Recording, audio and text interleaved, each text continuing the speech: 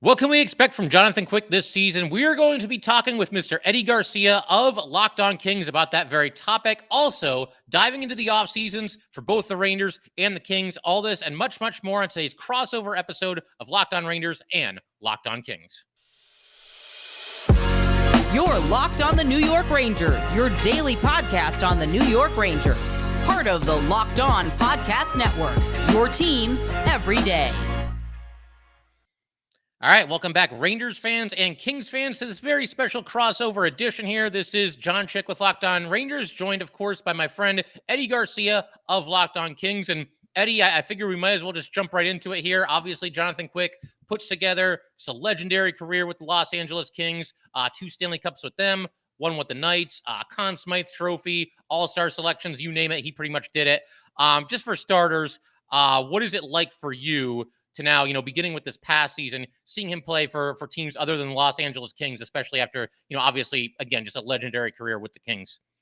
It's definitely a little bit weird. I'm sure Rangers fans can relate. When Henrik Lundqvist left and ended up joining a division rival briefly with the Washington Capitals. He didn't go on to win a Stanley Cup with them, which would have made it a little bit more awkward. But yeah, it is weird. I think a lot of us did think that Jonathan Quick would end his career in an LA Kings uniform. We just saw Dustin Brown, announce his retirement not long ago. Just had his jersey retirement to this past season. He was obviously a player that was like Jonathan Quick, drafted, played his whole career, won 2 cups, and then retired as an LA King. We're certainly hoping that the core members that are still left over from those 2 Stanley Cup winning teams, Andrei Kopitar, Jonathan Quick, and Drew Doughty, would also do what Dustin Brown had done. That wasn't the case for Jonathan Quick, unfortunately, but as we know in sports, sometimes these stories don't have those scripts, the Hollywood scripts, like here in Los Angeles, that we would like them to have. And it was a very difficult decision for the Kings organization to make. It was a very difficult decision for the Kings fan base to swallow in many different ways, but it is weird.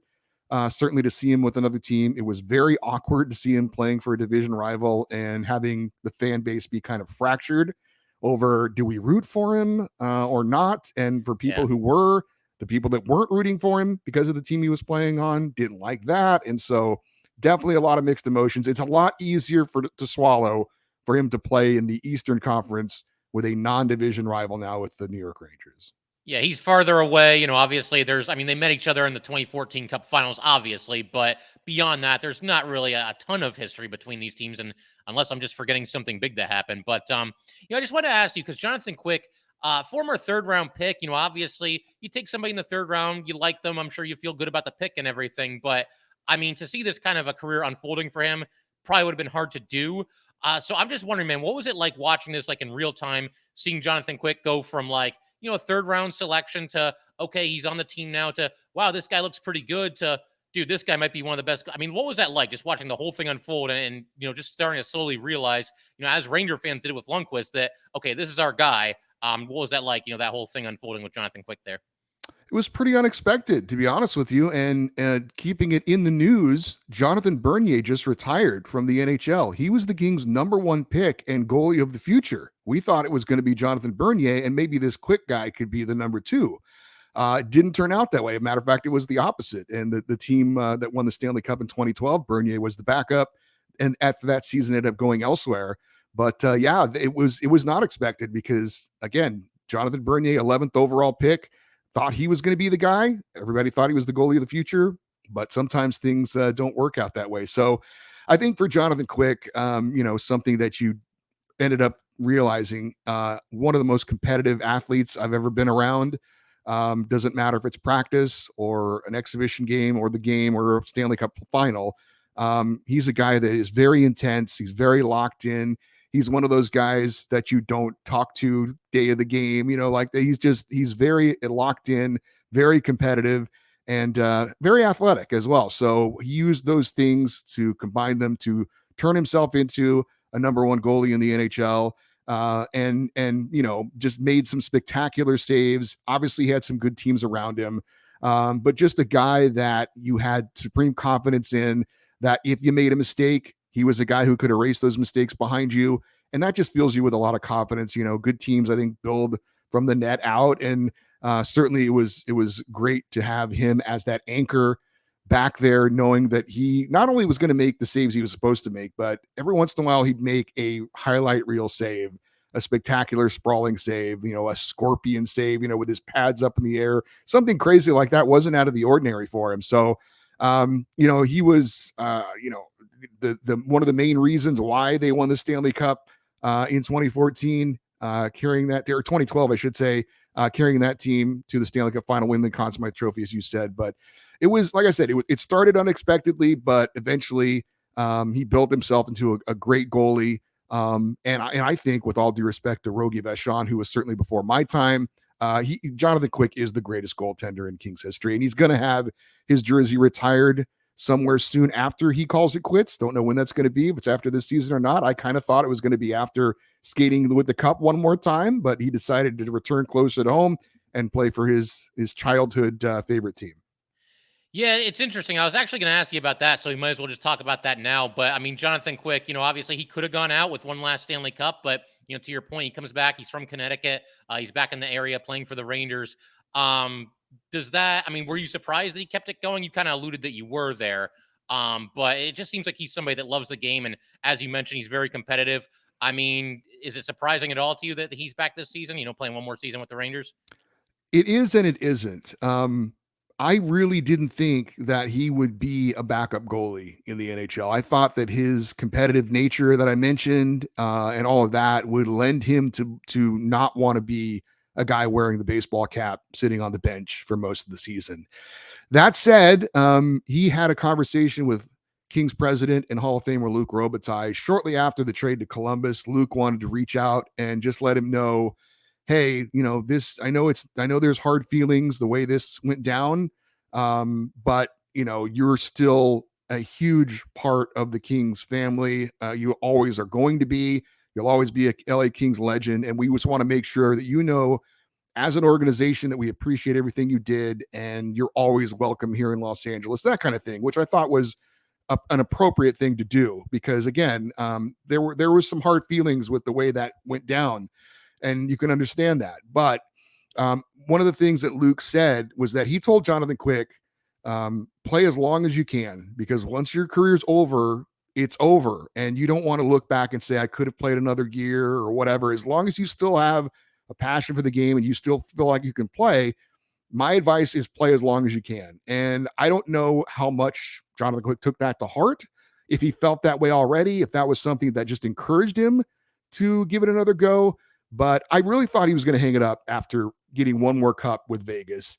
But I think perhaps, and I haven't heard any interviews with him, so maybe you could know better than I, but perhaps playing for the team that he rooted for as a kid, he idolized Mike Richter when he was growing up, as you mentioned, in Connecticut, getting to go back home, so to speak, to the East Coast and play for at least one more season, probably was too good of an offer for him to pass up. And so he wanted to at least play one more year and take Luc's advice. And, if you still have a passion for it and somebody still wants to pay you, why not?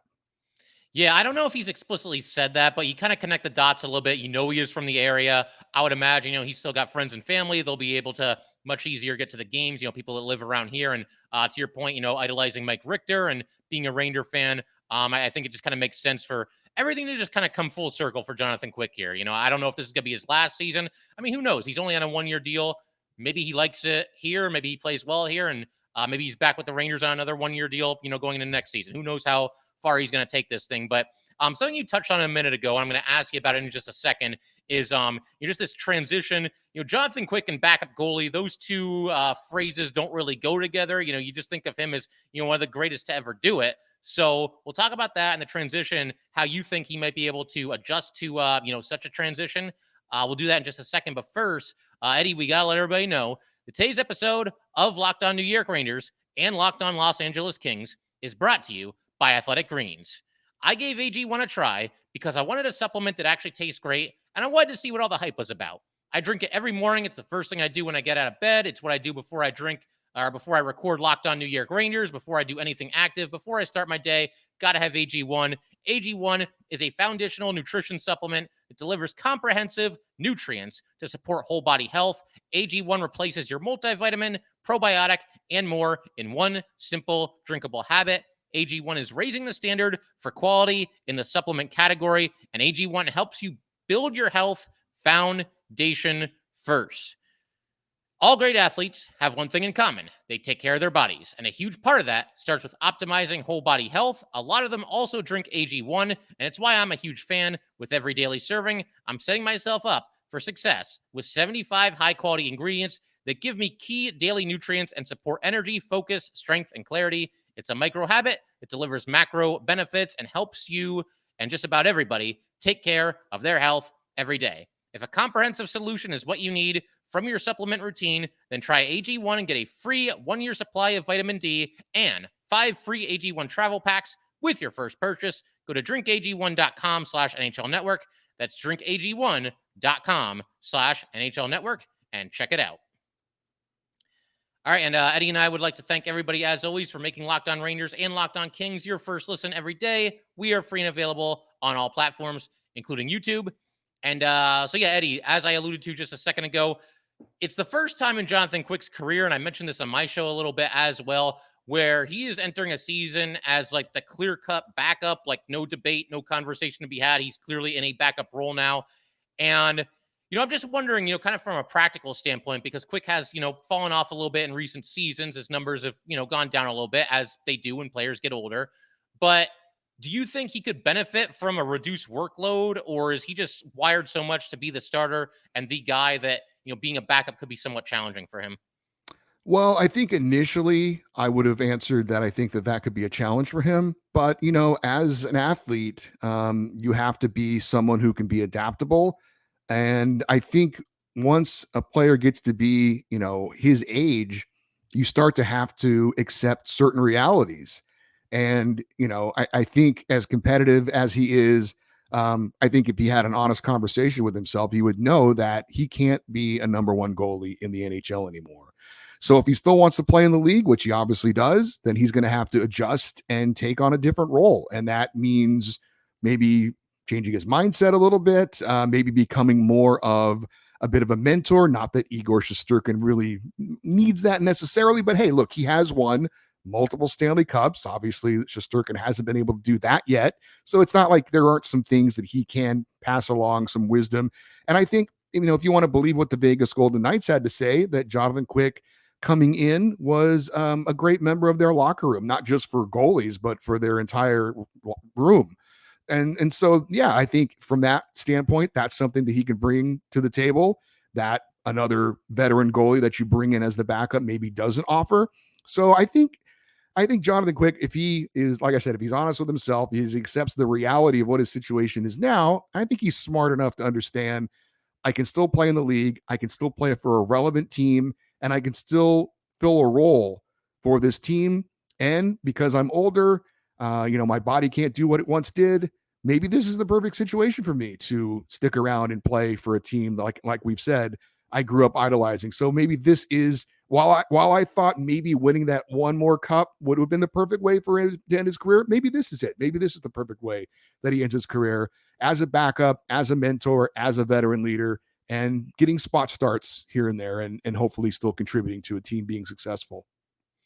Yeah, it's interesting to hear you talk about, him kind of being a mentor to Aiden Hill and Brisson, I believe, was the other goalie there before he got injured in the playoffs. And now, obviously, he'll have that role with the Rangers. And, the Rangers have added quite a few Stanley Cups to their locker room. Obviously, Barclay Goodrow has won 2. Jonathan Quick has won 3.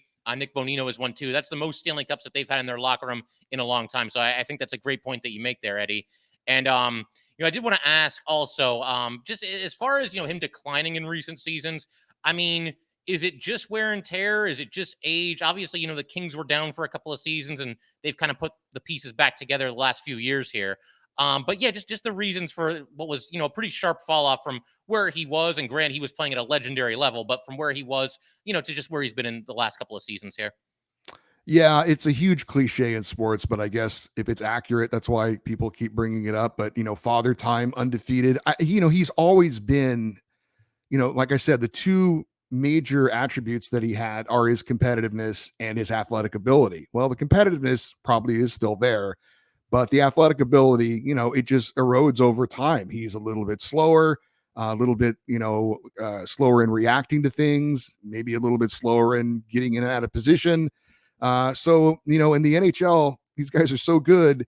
Just a little bit of a drop off can mean, a big difference as far as the numbers that you're putting up. And I think that's just the situation with Jonathan Quick. When you rely on your athleticism as your, one of your major attributes, then when you slow down just a little bit, it can mean a lot. So I think that's really the situation with Jonathan Quick.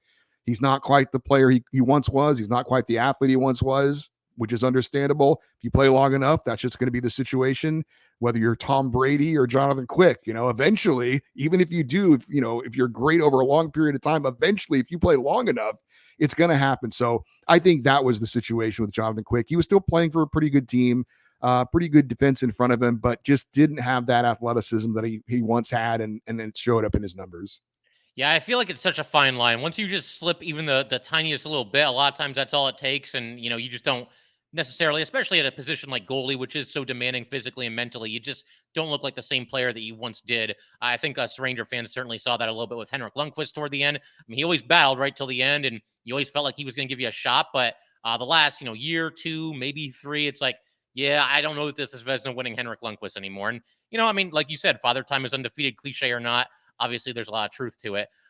So I did want to ask you, and you touched on this a little bit earlier. He wins the Stanley Cup with Vegas, and you mentioned that Kings fans were, kind of split. Do we root for this to happen, or do we say, he's already won his Stanley Cup, so we don't want to see Vegas win it? First of all, you personally, did you want to see him win it with Vegas when they were in the finals there? And if the Rangers make it back to the finals and they're playing anybody other than the Kings, are you rooting for the Rangers to lift the cup at the end of this season? Yeah, it's interesting, and I'll just equate it not just to me but to my household, because my wife, her favorite player was Jonathan Quick, and her most hated team is the Vegas Golden Knights. So she took the unique, what do you want to call it? She took a very unique approach to how she accepted it, or maybe didn't accept it. In her mind, Jonathan Quick retired.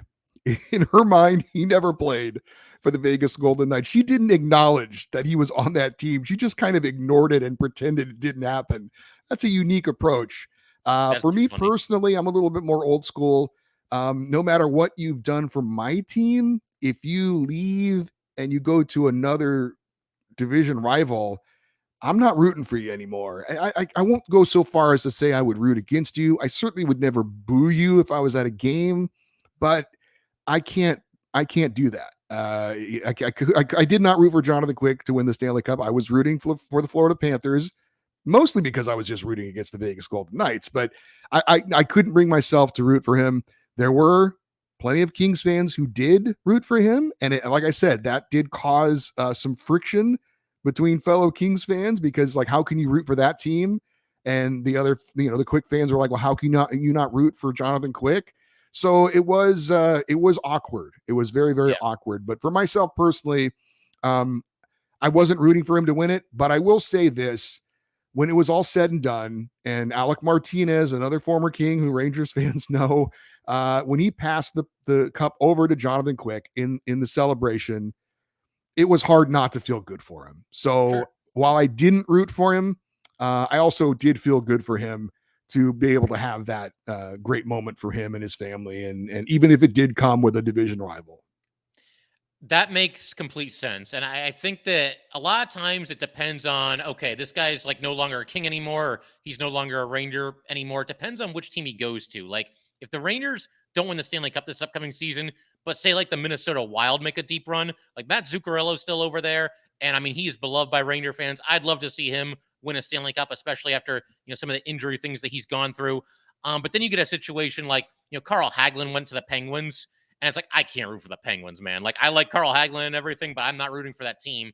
And then when they do win the Stanley Cup, just like you with Jonathan Quick and the Knights, it's all right, well, there's my silver lining. At least Carl Hagelin got to lift the Stanley Cup over his head. So I totally get where you're coming from when it comes to, that situation, trying to root for somebody that used to be on your team that goes to a division rival.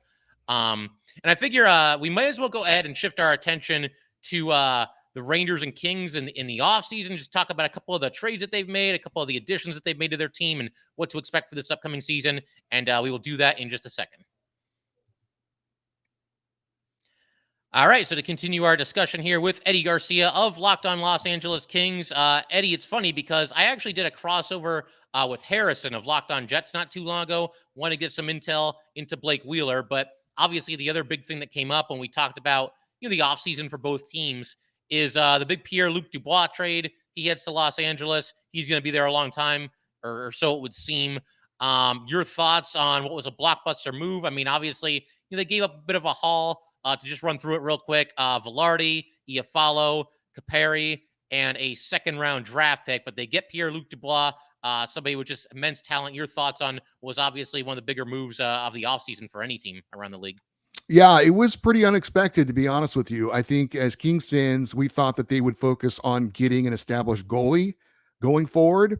But I think they decided, and I've talked about this on my show, the trend in the league seems to be not everyone can get an Igor Shesterkin, right? Not everybody's going to have that horse that can, that's your number one guy night in and night out. And I think more teams are looking to get a serviceable goalie like an Aiden Hill and build a really, really good team around him, thinking you can get away with a good goalie, but you don't have to have a great one necessarily if you can put a great team around him. Vegas, I think, was an example of how that could be successful this past season. I think the Kings have adopted that philosophy in getting a couple of veterans, one that I already had on the roster in Phoenix Copley, bringing in Cam Talbot from Ottawa, who had a really good season a couple years ago in Minnesota. So they feel like they're good enough to be able to get by if we can build a good team around him. And I think that was part of the reason why they decided, let's go out and get a Pierre-Luc Dubois and solidify our team down the middle. They now have Anze Kopitar at the number one center, Pierre-Luc Dubois number two, Philip Deneau, who's been very good for the Kings, slides down to 3. So you look at, the core group of centers for the Kings, I think it stacks up favorably with any core group of centers in the NHL. And I think when you look at the division, Edmonton obviously still has McDavid and Draisaitl. They're going to be very good as long as those guys are healthy. You've got Vegas, the defending Stanley Cup champs. Seattle, I respect what they did this year. I kind of want to see them do it again before I'm a true believer. But Vegas and Edmonton aren't going anywhere for a while. And that's at least that's the Kings philosophy. So they felt like they needed to be proactive to go out and do something a little bit bold, maybe a little bit different to change things up. And I think that's what their feeling was with Pierre-Luc Dubois. I get the drama surrounding him, where he's now on his 3rd team and coming into his 7th season, and he's asked out of a couple of places, but he gets paid. He gets the team that he wants to join. So if he's not happy now here, then I don't know that he's ever going to be happy. And I will say this, kind of looking into it, even if he was quote unquote unhappy, it didn't affect his production. He was still a very productive player, even though he was allegedly not all that happy where he was in his situation. So if he's happy now, I would expect his numbers to be a little bit better. But again, it was a surprising move for the Kings, but I think I like them being a bit bold and going out and doing something a little bit outside the box and not doing what everyone thought they were going to do. And that was to go out and get a goalie, but instead they decide to shore up the middle and be a stronger team that way. Yeah, it's interesting, hearing you say that about Dubois because, for a while there, obviously, it feels like he's been on the trade block basically ever since he's come into the league up until right about now, basically. But, there was a while there where, some Ranger fans were kind of pushing for, oh, man, they should make a move for Dubois. And I was always like lukewarm to it at best because, to the point that you just made, it felt like, he always kind of had one foot out the door in Columbus and then kind of the same deal with Winnipeg. But you look at those situations, I mean, he's got Tortorella in his ear in Columbus. And that just, if you're not like playing like a 4th line style of game under Tortorella, it feels like he probably doesn't like you very much. And then with Winnipeg, I mean, that's long since been rumored to be, one of the more, I guess, unsteady locker rooms around the league. So these haven't exactly been places for success, but again, he still put up points and now he's with the Kings. I think there's obviously still great leadership on that team. And I mean, it's his 3rd chance. So I think it's in his best interest to obviously, play well and, embrace his surroundings there in LA. Just kind of interesting to hear your take on the whole Dubois situation, but you touch on the goalie situation as well. And I'm curious myself because you've got Copley and obviously former Ranger Cam Talbot is there now. In your estimation, does one of them have kind of like the inside track as far as who's going to get the lion's share of games, or are they going to settle that themselves? Kind of a hot hand approach. Just kind of your feelings on how they might distribute the playing time there with those two. Yeah, I think you're right. I think it's probably going to be Cam Talbot as the 1A and Phoenix Copley as the 1B. Copley was very good in that role last season. I mean, he's a guy who kind of came out of nowhere, a career AHL guy. I'm not saying he's not a guy who wants to be a number one goalie. I'm sure he does, but I also think he's realistic that he's happy to be in the NHL and getting a contract. And, this was a guy we thought was going to be the backup in the AHL last year. And then crazy things happened. Jonathan Bernier imploded. They had to send him to the AHL to try and find his game. They call up Phoenix Copley, and next thing you know, he gets the number one job and is not great, but is good enough. Kind of like what I talked about. Just get a good enough goalie who's going to make the saves he's supposed to.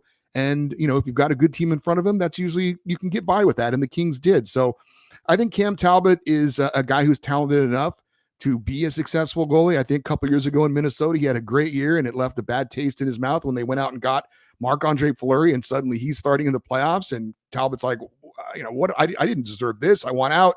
Goes to Ottawa. It doesn't work out there. So he gets a second chance with a much better team in front of him. And I think he's really hungry to show that he still has some game left in the NHL. But I do think it's likely going to be a 1A, 1B situation. Both these goalies are not in their 20s.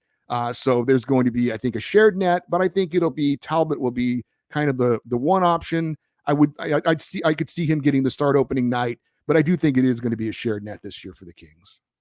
Yeah, that's kind of what I was thinking as well. And one more question I have for you about the Kings. I mean, obviously, there's been some turnover over the years for sure. And some of the guys that have been around for a long time, Jonathan Quick included, have since moved on. But you still got Doughty, you still got Kopitar, 33 and 35 respectively. And I believe they're the last two guys that are there from the two championship teams. Is that correct? They are, but the Kings did bring back Trevor Lewis this season as a free agent. So he was on the two Stanley Cup winning teams. So he has returned after a few years away. So he comes back, and I know that was the fans are very excited to see an old hero come back, albeit a fourth line guy, but a guy who can help out. And the Kings penalty kill is something that is a big focus for them this coming season. And he's a guy who can go out there and kill penalties, block shots, do that kind of thing. So he is a guy that has come back. So there's actually three right now. That's awesome. And just your thoughts on specifically Doughty and Kopitar. Obviously they've been there the whole time.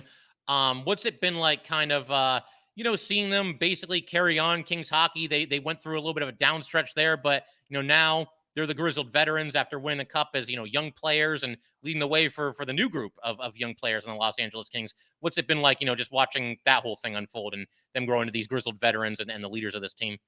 It's been really fun, especially Kopitar. He comes in and you're like, oh, this guy from Slovenia, I don't even know where that is, and it made him a unique player because, that's not a place where a lot of hockey players come from.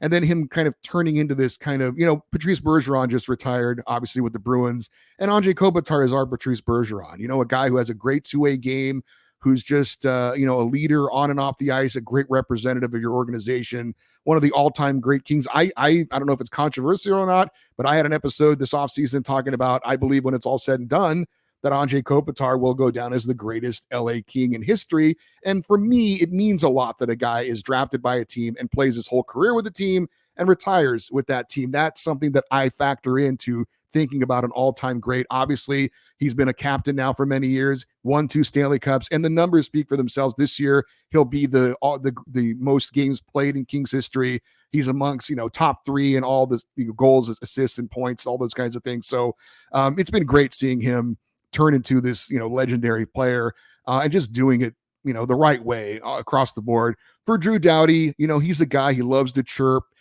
He's an older veteran now, but he still has that passion and love for the game.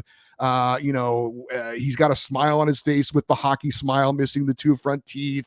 And he just, he's hungry still to win another cup. He really is passionate about trying to end his career with one more Stanley Cup. So, it's great.